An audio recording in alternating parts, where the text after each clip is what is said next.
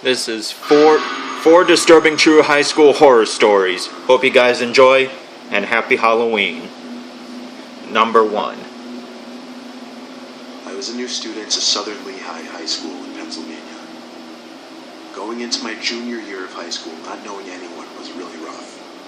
Everyone obviously had their friend group sorted out by then. The worst part was lunchtime, though. My school wouldn't let juniors leave for lunch, only seniors. So I had to eat in the cafeteria. I was dreading it because I knew I'd have no one to sit with, and I didn't want to force myself into a random table. When lunchtime finally came, however, I walked into the cafeteria with my tray of food looking for a place to sit. Every single table was taken. I didn't even have the option of sitting alone. But there was one table in the corner of the cafeteria with only 2 kids sitting at it. That was the least intimidating spot to sit. So I walked over and asked if I could sit there. They both looked at each other, and one of them said yeah. I noticed upon sitting down that the 2 were identical twins. They looked like they were partially of Hispanic heritage, but they didn't have accents. They honestly seemed alright. They introduced themselves as Antonio and Bruno, and they had a conversation with me. They invited me to hang out with them after school, and honestly I figured why not? I had to start off somewhere as far as making friends. I got their numbers, and after school, I went home to drop off all my stuff. Shortly after, I got a text from Bruno, telling me he and his brother were planning on hanging out. He told me to meet them around 9 that night at the nearby cemetery that was like a 10-minute walk from Why so late, and why at a cemetery of all places? There was a cool hangout spot near there. Plus, the first day of school was on a Friday, so we had off the next day. I had nothing to do, so I said, yeah, I'm down. When the time came, Bruno texted me one more time asking if I was still coming. I said, yeah, I'm going to leave in a few, and confirmed we were meeting on the road by the cemetery. He said, yeah, so I began my walk in the dark to the cemetery. The longer I walked, the more I thought about my whole move of being the new kid in high school. Thinking about the fact that I was literally walking to a cemetery at night to hang out with 2 kids I just met. But anyway, I got to the little road next to the cemetery and asked Bruno where they were. That's a red flag for me. Right away, and he said they were in the woods hanging by a small lake that they wanted to show me. Then he promptly sent his location. So I made my way into the woods, pushing branches out of my way, using my tiny phone flashlight as my only light. I started calling for Bruno and Antonio as I felt like I was close enough, according to the location he sent me at least. Suddenly I heard footsteps, so I stopped. Definitely footsteps approaching me, but they were very low and slow. They called out that they better not be trying to scare me. When they weren't answering me though, I decided this was stupid. I turned and started walking back towards the road. But those footsteps I mentioned earlier, they turned from quiet and slow to fast, and before I could even react, someone had their nails digging into my neck, effectively choking me. Oh no. I heard a familiar voice screaming, grab him, grab him. I managed to break free from this sort of chokehold and sprinted towards the road. I know they followed me until the tree line by the road. I was faster than them. I could run for miles. And that's what I did. I ran straight home and told my parents. They considered calling the cops, but I thought it would be better to get pictures of the nail marks on my neck and report it to the school the next day. That's what we did, and with the help of the text that I got from Bruno, I was able to get the 2 students expelled. My parents made me block both their numbers. I didn't exactly argue with that, though. My parents wanted me to confirm that these kids didn't know where we lived, and I told them simply, not as far as I know. So anyway, one night about a week later, I woke up to my room feeling really cold. I heard the sound of wind blowing into my room, and I looked at the window to see it was slid completely open. I wondered if my mom came in to open it, but that would make absolutely no sense. It was like 50 degrees out that night. I walked over to it and looked down below. A few feet below my bedroom window, there's a part of the exterior of my house that comes outward, creating a sort of ledge underneath my window that my father always told me to jump onto in case of a fire. I shut my window and walked over to my parents' bedroom. I gently knocked and opened the door, and my mom groggily asked, what? I had to ask her if she opened my window. She sat up, saying, "No, why?" I told her in a louder, more concerned voice now that my window was opened all the way by somebody. She started shaking my dad to wake him up and go check my room with me. But when he woke up, he told me to grow up and go back to sleep. I left my parents' door open as I walked back down the hall to my room. Then, I picked up on something that I'm surprised I picked up on. My door. It seemed to be half shut now, as opposed to completely open when I left. Oh no. I pushed the door open just a little bit so I could get a look through the crack and see if, someone was behind the door. Even though I had the thought of the possibility, I never could have actually expected to see it. There was someone hiding behind my door. Oh my god! I screamed at my dad like a little girl. I screamed so loud I Man. heard 3 doors down. And my door suddenly slammed. Yo! Just as my dad came rushing out of his room over to me. That is He creepy. screamed, "There's people in my room." So he barged into the room and turned the light on. At that moment, we saw the leg of a person jumping out my window. My dad ran to the window, then downstairs and out the front door to attempt to chase them down. But he came back a few minutes later out of breath, saying he didn't see anyone. Full of energy and fear, I swore it had to be those twins that I got expelled. My dad called the police, and I had to talk to them when they arrived, explaining the whole story back to the incident in the woods. My father backed up my story, but without proof of who entered, they said there wasn't anything they could do. They merely ordered us to lock the doors and consider installing cameras outside. As positive I am that it was either one of or both of those twins in my room, after getting through a solid couple months of sleeping in fear, nothing to this nature ever happened again. Looking back now, I don't know why I was so willing to meet these kids in the woods at night. I should have realized in the cafeteria that day that they looked like trouble, and I should have stayed away. Oh my goodness. Whew. Oh my goodness. Freshman year of high school, 2007. Gym class last period. We had a substitute gym teacher on one of the stormiest days of the year. He was an older man, not a senior citizen, but gray, maybe 55 to 60. He took attendance, and when he passed me, he did a double take at me, which I found a bit uncomfortable. Not to float my own boat, but I always understood I looked older and really good for a freshman in high school. The sub told us to get into our volleyball teams, and he disappeared into the hall by the locker rooms for a while. 40 minutes went by and the period was over. It was time for us to get changed and go home.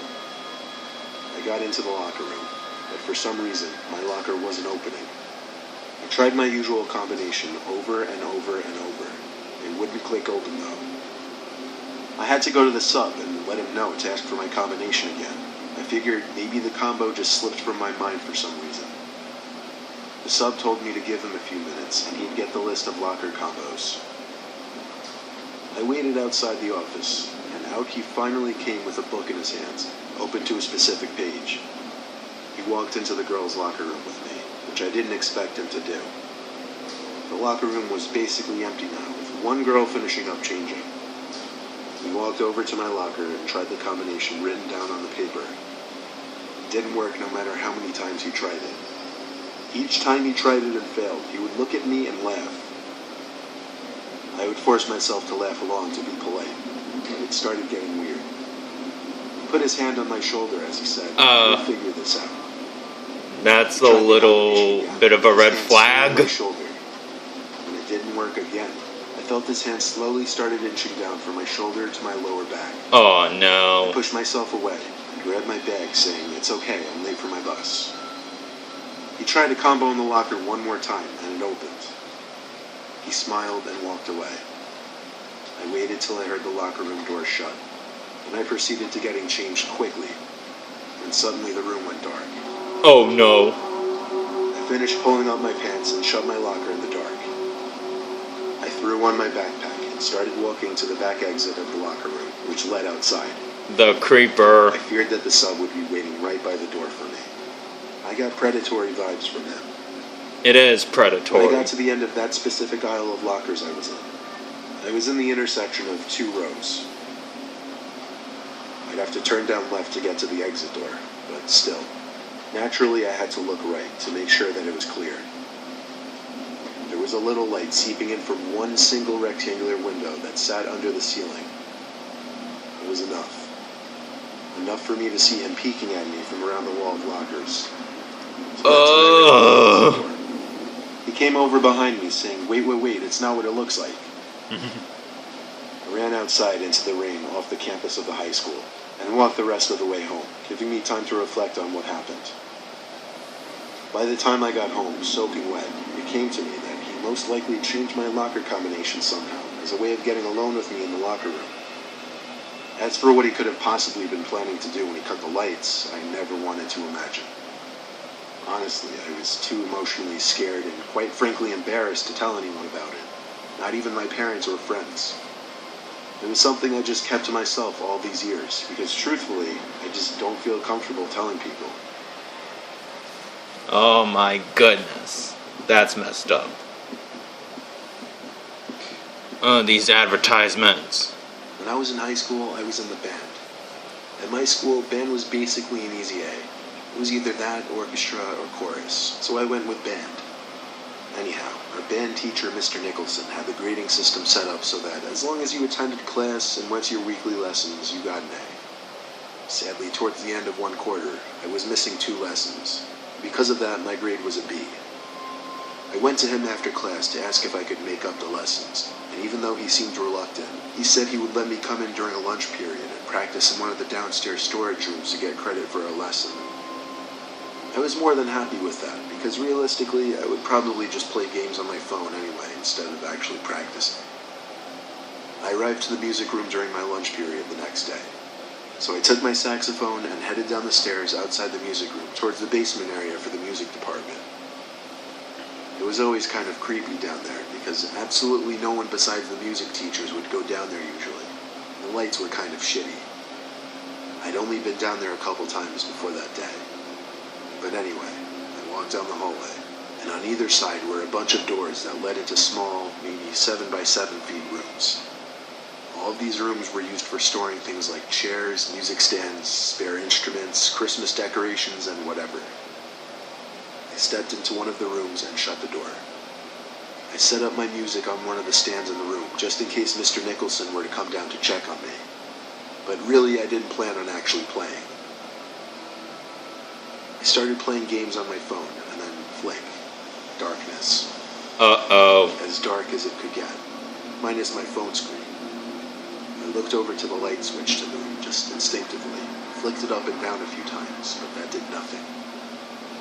I stumbled as I got up from the seat to open the door, to more darkness.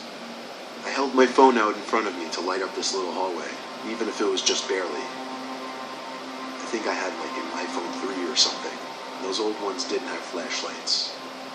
But anyway, that little light from my phone was enough to see one of the doors open near the end of the hall. And I heard something being dragged in that room, like one of the big plastic containers. There was also manic breathing, followed by animal-like grunting. And I saw a big plastic container being pushed out of that room into the hallway. As I saw this, I turned off my phone screen and went back into the room I was just in. I shut the door so quietly. I don't know what exactly I was thinking in that moment that I decided to hide. But I think the strange sounds I was hearing from this person, mixed with the random blackout, made me wary of staying in that hallway. Whoever that was blocking the stairs, though. Of course, I got no reception down in that little basement area.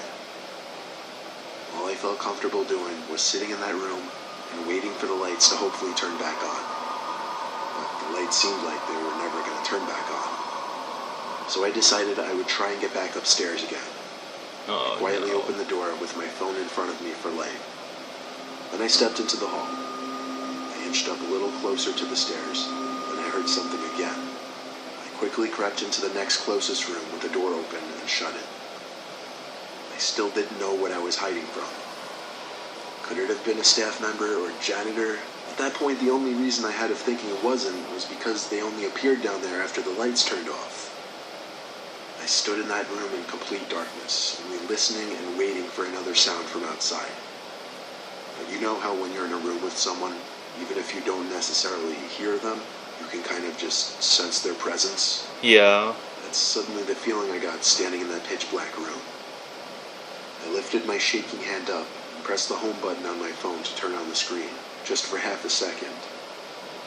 That was enough to see someone standing in the corner of this little storage room, 3 feet away from me.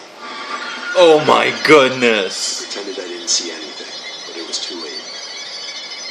Shh, is what I heard, breaking the silence. Then, a hand patted my shoulder twice and started squeezing it. I basically dove for the door, Ew. struggling to find it at first, but pulling the door open when I did.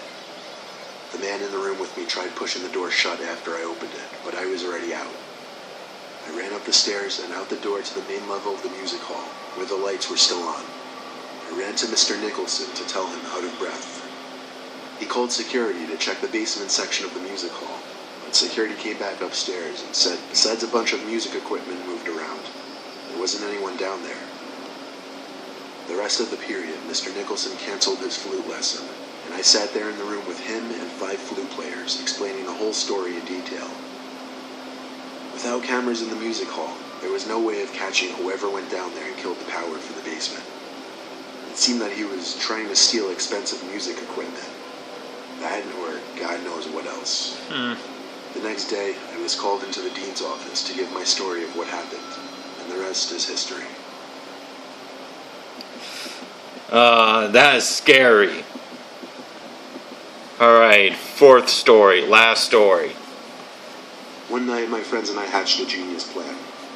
We'd sneak into the high school basement through one of the windows that was broken and never Man, fixed. this mask. The thing about this window, you'd have to hop a short metal gate surrounding an outside staircase leading to the basement. Not that it would effectively stop anyone, but it added that extra barrier that makes you feel like you're really doing something devious when you crossed over it. We made sure there weren't any security cars anywhere nearby. Why? Why would anyone Crawling do through this? the window proved difficult, considering we had to boost ourselves up, then crawl through an insanely skinny opening. But once we were in, we were in. You're already searching for trouble. From each other to explore different areas. One thing was for sure, the basement of the school was a mess, and anything but interesting. There was little light. One small white light was on in a far corner, and the exit sign light actually produced more light than you'd think. I was looking around when I saw one of my friends in front of me. He whispered, "Let's go upstairs." So I followed him upstairs, and he opened the door up to the main hallway of the school. Everything was dark. I always thought there were at least some lights left on in the school at night. No, not a single light was on. And all that really stood out as far as the eye could see were the various exit signs glowing red. I followed my friend down the hall and remembered saying, "Dude, this is really creepy." And he replied back, "Shh." But I realized he was right. Who knew if somebody else could be in the building besides my friends and I? Little did I know just Who else? I followed my friend to the bathroom, and he went into one of the stalls. I whispered, "Hurry up." I waited for a while. Then my phone started to ring. I picked up, and it was one of my friends, Chris. He asked, "Where the hell did you go?" I said I'm upstairs with either Roland or Brandon. He said, "What do you mean? They're with me." Right after, Uh-oh. both Brendan and Roland said hi, apparently on speakerphone. I stuttered the word "I" and stopped, trying to think straight. Then there was a laughing coming from in the stall. Not the laugh of any of my friends. I Oh. looked up at the stall. There was someone looking over it at me, probably standing on the toilet. I screamed, Dude. "Holy shit," over and over into the phone as I left the bathroom. Shortly after I was out, I heard the stall door slam shut. I tried to run back to the basement in the dark, but it wasn't too easy to find in the dark. Luckily, I managed to find it, so I started to scream their names as I ran down the stairs. I screamed, "Go, go," when they answered, and we one by one jumped off some kind of bucket onto the window ledge and crawled back outside. I was the first one out, though, afraid that person from the bathroom was following. When we were all outside, I explained to them, out of breath, while also laughing now that I felt safe with all of them next to me. I guess we were loud or something, though, because as we all just started looking around at the whole school building and all the classroom windows, in one of the downstairs windows was someone with their hands pressed up on the glass. You could only see maybe half their face. I said that's gotta be him, as Roland ushered us to get the hell out of there. We ran until we were off the premises of the school, and that was that. Geez, you're lucky you didn't get We caught came by up with a lot of authorities for possible trespassing. explanations, but none of them really made sense. Obviously, we never did anything like that again, though. Good. Jeez. Alright, well that was 4 disturbing true high school horror stories. Oh my goodness, every single one of them got me. Man. Well, that is all for this here, right here on the main channel. And that's pretty much it for Halloween Horror Month 2021 on this channel. I hope you guys liked it. I know I did. Leave a comment if you enjoyed it. Leave a comment if you didn't. Either way, it means a lot to me. And should I do another series? Maybe 2024, because that's pretty much the vibe I've been getting. Because the first one I did 2018. Right here, second one 2021. So I don't know. Should I break the chain and do for next year? You tell me. Post it in the comments below. And please give me your opinions. So, anyways, thank you guys so much for watching. You know the drill. Please like, please subscribe. If you guys have requests, comment down below. Have a happy and safe Halloween. See you guys in my next reaction. Peace.